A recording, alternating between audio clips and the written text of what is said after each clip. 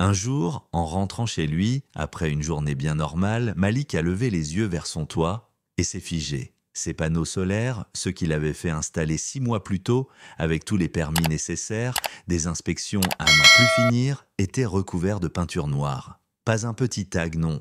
Une couche entière, uniforme, épaisse, comme si quelqu'un avait décidé de censurer le soleil lui-même. Et ce n'était pas un ado qui s'était amusé ou un cambrioleur qui avait eu peur des caméras. Non, c'était le syndicat de copropriété, ou plus précisément, la présidente du syndicat, Madame Perrault, toujours tirée à 4 épingles, toujours un jugement au bord des lèvres, et apparemment, une haine profonde pour tout ce qui dépasse un peu du rang. Là, vous vous dites peut-être, ils ont prévenu, ils ont envoyé une lettre, une mise en demeure, non, rien, nada, juste un acte pur et simple de sabotage solaire au nom du respect de l'esthétique commune.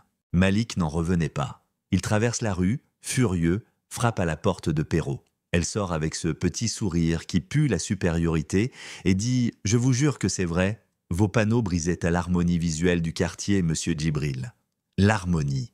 Et son mari qui tond la pelouse en chaussettes blanches de trouée, ça passe? Mais le vrai problème, c'était pas l'esthétique, c'était la sécurité. Car ces panneaux, ils alimentaient non seulement son éclairage de nuit, mais aussi le frigo médical de sa fille.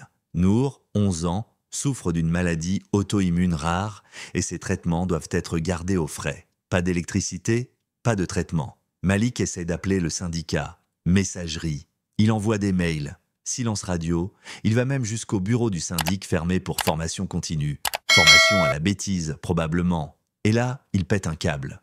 Il contacte un avocat, maître Benouche, une légende locale connue pour sa passion à faire mordre la poussière au syndic trop zélé. Puis, il publie une vidéo sur TikTok. Ça explose. Des dizaines de milliers de vues en 24 heures. Hashtag les caches justice pour Nour. Mais le vrai tournant, il vient du voisin du bout de la rue. Un type discret, un ancien du bâtiment, retraité. Il vient voir Malik, lui tend une clé USB avec des enregistrements. Des réunions secrètes, des dépenses douteuses et surtout des propos pas très légaux de la fameuse Madame Perrault sur comment se débarrasser de ce toit moche. Une plainte est déposée, la presse locale s'empare de l'affaire. Et devinez quoi? La mairie confirme que les panneaux de Malik étaient de conformes. Le syndic est suspendu, une enquête est lancée, et Perrault, forcée de démissionner. Elle est partie dans un silence glacial, robe beige et lunettes noires, comme une actrice ratée qui tend la scène.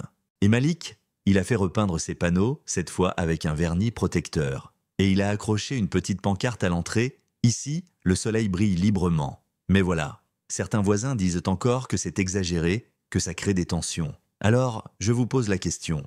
Quand une règle écrite par quelques-uns menace la santé d'un enfant, à quel moment faut-il dire stop? Vous feriez quoi, vous, à sa place? Trop loin? Ou juste ce qu'il fallait? Dites-le en commentaire. La justice de quartier, c'est pas toujours ce qu'on croit.